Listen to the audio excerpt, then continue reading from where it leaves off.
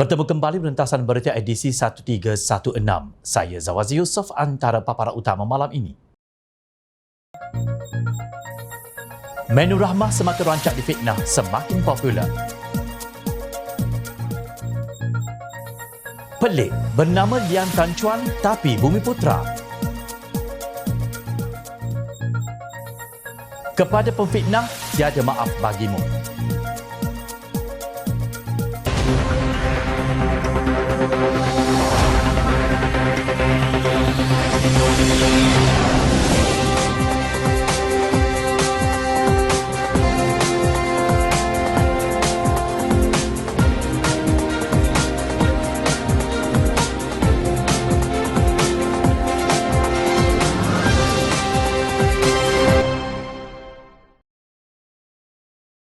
Assalamualaikum dan salam sejahtera. Selepas Pasaraya Bersama Aidin, Aeon Big pula menyertai inisiatif Menu Rahmah menerusi pelbagai tawaran. Dalam pelancaran yang dilaksanakan Menteri Perdagangan Dalam Negeri dan Kosar Hidup, Datuk Seri Salahuddin Ayub di Aeon Big Wangsa Maju baru-baru ini, pasaraya tersebut menawarkan jualan rahmah, bakul rahmah, menu rahmah dan pakej rahmah. Tujuannya untuk terus membantu masyarakat mengharungi kos sara hidup yang tinggi seiring merancakkan lagi sektor ekonomi negara. Ketika memperkenalkan pakej rahmah, Salahuddin Ayub berkata harga yang ditawarkan amat membantu rakyat. Beliau yakin tiada pihak sama ada syarikat besar atau individu yang menawarkan menu rahmah akan mensabotaj atau berkompromi dari segi kualiti untuk dijual kepada rakyat. Saya tak percaya ada syarikat dengan nama besar atau individu berniaga hatta di warung kecil kampung yang mana ada tak mereka ini berkompromi dengan kualiti. Contohnya ikan sudah busuk atau sayur dicampak tepi jalan untuk masakan menu rahmah. Saya yakin tidak akan ada. Mereka sengaja salah guna menu rahmah yang diperkenalkan bagi bantu rakyat, khususnya golongan yang memerlukan. Malah saya yakin rakyat Malaysia apa sahaja agama dan bangsa, bila nak buat menu rahmah tidak akan kompromi dengan kualiti dan kuantiti, katanya di petik media selepas pelancaran program Rahmah Aeon Big Malaysia Senia Berhad atau Aeon Big di Aeon Big Wangsa Maju baru-baru ini. Salahuddin yakin jualan menu rahmah akan bertahan dalam tempoh jangka masa panjang menerusi kawalan harga barang. 3 komponen menu rahmah adalah nasi asasnya beras, ikan atau ayam dan sayur-sayuran. Saya rasa tak mungkin dalam masa 3 bulan harga beras naik RM10. Harga ayam kita kawal, beras juga harga kawalan, sayur juga sudah turun harga. Saya yakin dan percaya sekiranya harga yang ada pada hari ini tidak naik melampau, menu rahmah masih boleh bertahan, katanya di petik Sinar Harian. Sementara itu, menerusi jualan rahmah oleh Aeon Big, ia menawarkan 100 produk terpilih dijual pada harga lebih rendah, antaranya beras, minyak masak, makanan proses, peralatan mandian dan pelbagai keperluan asas. Aeon Big menawarkan menu rahmah berharga RM4.95 sahaja, termasuk minuman air mineral. Antara pilihan lauk pauk yang ditawarkan di Aeon Big termasuk ayam goreng, sotong, ayam hitam, ayam lemak, ayam merah, ikan goreng dan ikan lemak. Sementara itu, Ahli Parlimen Pakatan Harapan Bandar Kuching, Dr. Kelvin Yi Li Wen, mengemukakan usul agar Ahli Parlimen Kapar, Dr. Halimah Ali, dihadapkan ke Jawatan Kuasa Hak dan Kebebasan Dewan Rakyat. Dalam satu surat usul yang dikemukakan oleh Kelvin Yi kepada Speaker kemarin, beliau mahu Ahli Parlimen Pasir itu dirujuk mengikut perkara 36/12 Peraturan-Peraturan Majlis Mesyuarat Dewan Rakyat atas sebab ucapan beliau dalam Dewan Rakyat pada 14 Februari 2023 yang mengandungi kenyataan-kenyataan yang mengelirukan Dewan dan boleh disifatkan sebagai menghina majlis. Kata Kelvin Yi, pada hari tersebut Halimah telah mengeluarkan kenyataan, saya tidak ada masalah dengan istilah rahmah atau apa, tetapi jangan sampai rakyat Marhain B40 diberikan bekalan makanan yang low quality dan mungkin juga menyebabkan mereka terdedah kepada kanser, penyakit autoimun, kepada autisma dan sebagainya. Kenyataan tersebut tidak benar, tidak bertanggungjawab kerana bukan saja tidak berdasarkan fakta dan sains, tetapi lebih lagi yang mungkin mengakibatkan salah faham ataupun stigma kepada komuniti autisma dan juga masyarakat OKU. Ujar Kelvin Yi. Selain itu, menurut beliau, kenyataan tersebut tetap boleh menimbulkan salah faham dan stigma bahawa autism disebabkan oleh penjagaan yang kurang baik dan ditentukan oleh tahap pendapatan seseorang. Menurut Kelvin Yee, Halimah telah diberikan banyak peluang untuk meminta maaf dan menarik balik kenyataan beliau. Walaupun dengan kritikan awam termasuk teguran daripada The Autism Inclusiveness Direct Action Group atau AIDA, dia terus mengelirukan orang ramai dan Dewan, kata Kelvin Yee. Malah kata Kelvin Yee, Halimah tetap cuba mengelirukan Dewan dan menafikan pernah mengeluarkan kenyataan tersebut. Dalam beberapa kenyataan umum termasuk satu kenyataan di dalam Dewan supaya merujuk ke Hansard untuk membuktikan bahawa kenyataan tersebut tidak pernah dituturkan. Namun, Kelvin Yee berkata mengikut Hansard pada 14 Februari 2023, termasuk rakaman video Parlimen jelas menunjukkan bahawa Halimah jelas mengeluarkan kenyataan tidak bertanggungjawab itu. Oleh itu, saya mencadangkan bahawa Dewan ini merujuk Ahli Parlimen Kapa, Kejawatan Kuasa Hak dan Kebebasan mengikut Perkara 36/12 Peraturan-Peraturan Majlis Mesyuarat Dewan Rakyat, tegasnya. Kelvin Yee yang juga seorang doktor perubatan berkata autism juga dikenali sebagai Autism Spectrum Disorder atau ASD ialah gangguan perkembangan saraf yang menjejaskan interaksi sosial, komunikasi dan tingkah laku individu. ASD adalah keadaan yang kompleks dan sepanjang hayat, dan walaupun punca sebenar ASD belum difahami sepenuhnya, sama sekali tidak ada bukti yang menunjukkan bahawa diet yang buruk atau makanan yang tidak baik menyebabkan autism, jelasnya. Walau apapun putar belik penafian yang cuba dianyam oleh Halimah, beliau tetap perlu bertanggungjawab terhadap kata-katanya dan tidak sesekali cuba mempertahankannya sehingga menjadi konspirasi untuk mensabotase Menu Rahmah. Hakikatnya Menu Rahmah ialah program yang amat membantu rakyat dan semakin popular.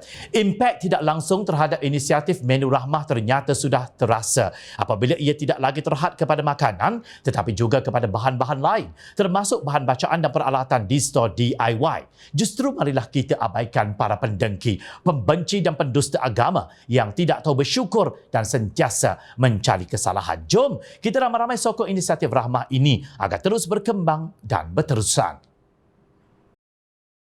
Kecoh puak pembangkang apabila Ketua Penerangan Bersatu Datuk Wan Saiful Wan Jan dihadapkan ke mahkamah atas dua pertuduhan berhubung projek Janawi Bawah. Menurut laporan media pertama, Wan Saiful didakwa meminta suapan wang daripada Liang Tan Chuan sebagai dorongan untuknya membantu syarikat Nepturis Sdn Bhd mendapatkan projek Central Spine Road sertik ke persimpangan Lebuh Raya Pantai Timur daripada Kerajaan Malaysia secara prakelayakan yang jumlah keseluruhannya adalah RM232 juta. Kedua, Wan Saiful juga dituduh menerima bagi dirinya suatu suapan iaitu wang tunai sejumlah RM6.9 juta melalui akaun CIMB Bank Berhad milik syarikatnya WSA Advisory Group Sdn Bhd daripada akaun Maybank Islamic Berhad milik syarikat Nepturis Sdn Bhd sebagai upah membantu syarikat berkenaan mendapatkan surat setuju terima SST bagi projek tersebut. Tetapi apa itu Janawi Bawah?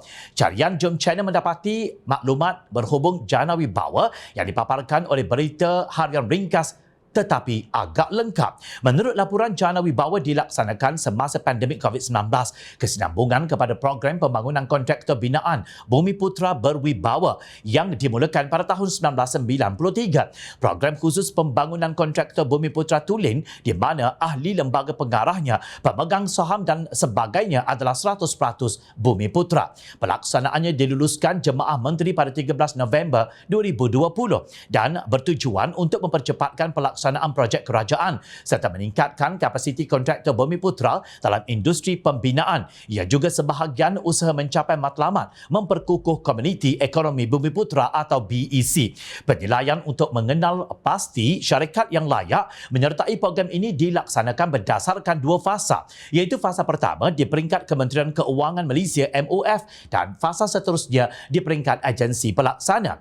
Fasa pertama, jawatan kuasa di peringkat MOF akan memastikan kesemua kriteria dipenuhi oleh calon-calon kontraktor Bumi Putra. Ia termasuk kontraktor grade G7 dengan penarafan skor CIDB sekurang-kurangnya 3 bintang, mempunyai rekod yang baik dan berkeupayaan dari segi teknikal dan keuangan. Mereka juga tak boleh subkon kepada sesiapa. Manakala fasa kedua, kontraktor yang layak dan telah disenarai pendek akan dimaklumkan kepada agensi pelaksana seperti JKR, KPLB dan JPS bagi tujuan pelawaan untuk mengemukakan sepanjang bidaan projek. Syarikat yang dipelawa akan bersaing untuk mengemukakan tawaran terbaik yang akan dipertimbangkan oleh pihak berkuasa melulus perolehan kerajaan. Jika didapati layak, syarikat akan dilantik oleh agensi pelaksana. Nampak macam best kan?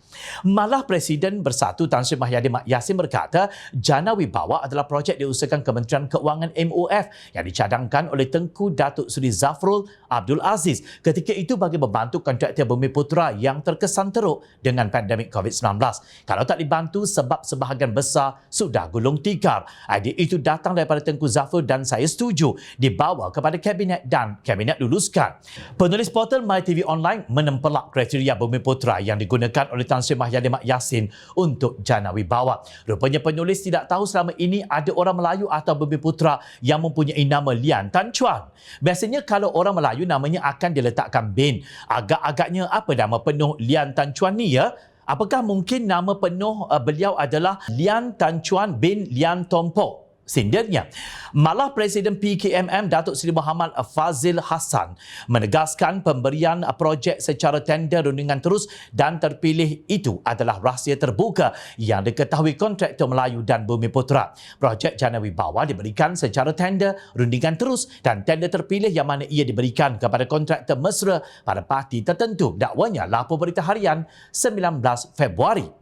Sementara itu, Menteri di Jabatan Perdana Menteri Undang-Undang dan Reformasi Institusi Datuk Seri Azalina Osman Said berkata beberapa sedarai surat setuju terima SST yang dikeluarkan menerusi projek di bawah Jana Wibawa melibatkan ahli keluarga pemimpin utama parti politik tertentu. Sebanyak 56 projek telah mendapat SST dan keseluruhan projek tersebut bernilai 6.3 bilion ringgit. Tegasnya ketika menjawab soalan ahli Parlimen Pakatan Harapan Bagan Lim Guan Eng di Dewan Rakyat. Malangnya pertuduhan mahkamah terhadap Wan Saiful menyebut penglibatan nama kontraktor yang sangat asing dengan Melayu maupun Bumiputera. Dalam pada itu bukan hanya Lian Tan Chuan, nama Cina yang muncul dalam pertuduhan berhubung Jana Wibawa. Hari ini seorang ahli perniagaan didakwa di Mahkamah Seksyen Johor Bahru atas 9 pertuduhan meminta dan menerima rasuah yang berjumlah 12.8 juta ringgit berkaitan projek Jana Wibawa antara Julai 2021 hingga Oktober 2022. Tertuduh bernama Datuk Teo Wee Cheng yang juga pengarah SSH Furniture Sdn Bhd mengaku tidak bersalah selepas sebuah pertuduhan dibacakan dalam bahasa Mandarin di hadapan Hakim Datuk Ahmad Kamal Arifin Ismail. Menurut laporan media, Wee Cheng didakwa atas 2 pertuduhan meminta wang suapan berjumlah 3.9 juta ringgit dan 7.4 juta ringgit yang juga 10% daripada harga kontrak membabitkan program Jana Wibawa yang bernilai 39.7 juta ringgit dan 74 juta ringgit. Rasuah itu didakwa sebagai sogokan kerana membantu muar usaha bakti Sdn Bhd mendapatkan kontrak dan TS Dynamic Construction Sdn Bhd dijadikan subkontraktor bagi projek Kota Tinggi. Wei Cheng dikatakan melakukan kesalahan itu di Tri Metro Development Sdn Bhd di Jalan Majidi Muar antara Julai 2021 dan Jun 2022. Beliau juga didakwa menerima rasuah 1.5 juta ringgit berhubung 2 projek. Kesalahan itu didakwa dilakukan di kawasan perindustrian Pagoh di Muar antara Ogos 2021 dan November 2022. Pertuduhan didakwa mengikut Seksyen 16(A) Akta Suruhanjaya Pencegahan Rasuah Malaysia dan boleh dihukum di bawah Seksyen 24(1) Akta yang sama yang memperuntukkan hukuman penjara sehingga 20 tahun dan denda minimum RM10,000 apabila disabitkan. Justru bagi pejuang Melayu Islam di sebelah sana, anda nilailah sendiri dan jawab dengan penuh keinsafan dan keadilan. Benarkah program Jana Wibawa ini untuk kontraktor Melayu dan Bumiputera? Benarkah projek Jana Wibawa diberikan kepada kontraktor ahli keluarga atau yang mesra pada parti tertentu yang pastinya bukan Parti Pakatan Harapan? Jom Channel bukan resis tetapi amat hairan bagaimana projek yang dikatakan untuk membantu kontraktor Melayu dan Bumiputera dianugerahkan kepada bukan Bumiputera menerusi rasuah. Kalian tak rasa pelik ke? Ketua Pesuruhjaya Suruhanjaya Pencegahan Rasuah Malaysia SPRM Tan Sri Azam Baki berkata pihaknya sedang mempertimbangkan tindakan undang-undang terhadap individu yang membuat tuduhan pihaknya menawarkan 10 juta ringgit kepada Ketua Penerangan Bersatu Datuk Wan Saiful Wan Jan untuk membabitkan Pengerusi Perikatan Nasional Tan Sri Mahathir Mat Yassin dalam kes rasuah. Azam Baki menyifatkannya sebagai fitnah. Ini individu yang tidak bertanggungjawab dan SPRM akan mengambil tindakan undang-undang terhadap beliau. Ia satu fitnah dan beliau adalah penipu. Individu seperti inilah yang merosakkan kepercayaan masyarakat kepada SPRM, katanya kepada Berita Harian. Terdahulu satu video berdurasi 44 saat tersebar di Twitter memaparkan seorang individu mendakwa 10 juta ringgit ditawarkan SPRM kepada Wan Saiful supaya menukar kenyataannya dengan mengatakan bahawa beliau menerima arahan daripada Mahyadin untuk menerima wang rasuah. Lelaki tersebut dalam satu kenyataan media di Facebooknya memohon maaf kepada SPRM. Menurut beliau, ia adalah satu rumus atau kabar angin. Live di TikTok Muhammad Syafiq Abdul Halim petang tadi adalah reaksi kepada fitnah jahat yang dibuat oleh Cyber Troopers Pakatan Harapan seperti lampiran yang seolah-olah menjadi hakim dalam mengesahkan Datuk Wan Saiful Wan Jan meminta dan menerima rasuah. Dalam video tersebut selepas diprovokasi pada ruangan komen, saya mengatakan ada rumus semasa di mahkamah yang mengatakan pihak SPRM menawarkan 10 juta ringgit untuk Datuk Wan Saiful Wan Jan menukarkan kenyataan untuk menganiayai Tan Sri Mahyadin Yassin, ujarnya. Beliau menuding jari kepada pihak yang didakwanya Cyber Trooper Pakatan Harapan. Saya tidak berniat menuduh mana-mana pihak termasuk Tan Sri Azam Baki di mana video tersebut telah dipotong oleh Cyber Troopers Pakatan Harapan dan disebarkan seolah-olah saya hanya menyebut SPRM menawarkan 10 juta ringgit kepada Datuk Wan Saiful Wan Jan, tegasnya. Namun percubaan Muhammad Syafiq mempertahankan Mahyadin itu tidak mendatangkan kesan kepada SPRM dalam tindakan Badan Pembanteras Rasuah tersebut terhadap pimpinan Bersatu. Hari ini Bebas News melaporkan Timbalan Ketua Bahagian Bersatu Segambut Adam Radlan Adam Muhammad didakwa atas dua pertuduhan menerima suapan berkaitan program Jana Wibawa. Bagi pertuduhan pertama, beliau didakwa menerima suapan wang 2 juta ringgit daripada salah seorang individu sebagai upah membantu syarikat Nepturis Neighbourhood mendapatkan projek ibu pejabat polis daerah IPD Kelang Utara yang bernilai 141 juta ringgit. Untuk pertuduhan kedua pula, Adam Radlan didakwa menerima suapan wang berjumlah 2.1 juta ringgit daripada seorang pengarah urusan syarikat MIE Infrastructures and Energies Neighbourhood. Suapan tersebut sebagai upah membantu syarikat berkenaan memperoleh projek membina jalan Sungai Adam ke Kampung Banat Perlis daripada kerajaan yang keseluruhannya bernilai 47.8 juta ringgit. Pendakwaan dua pertuduhan itu dikemukakan mengikut Seksyen 16-A-A Akta Suruhanjaya Pencegahan Rasuah Malaysia SPRM 2009 dan boleh dihukum di bawah Seksyen 24-1 Akta sama. Jika sabit kesalahan, seksyen itu memperuntukkan hukuman penjara maksimum 20 tahun dan denda tidak kurang 5 kali ganda nilai suapan atau denda RM10,000 mengikut mana yang lebih tinggi. Inilah yang dikatakan tiada beban, batu digalas. Tak pasal-pasal cari pasal dengan SPRM. Tak perlulah pentaksub koyak pada saat ini.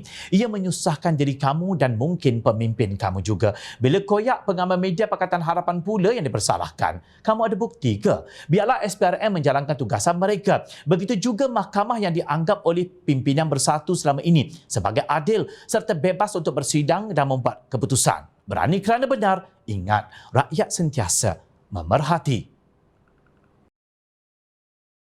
Teruskan bersama kami di Jom Channel dan layar portal jomchannel.net untuk mendapatkan berita politik tanah air. Saya Zawaz Yusof, terima kasih untuk perhatian anda. Assalamualaikum dan salam sejahtera. Jumpa lagi.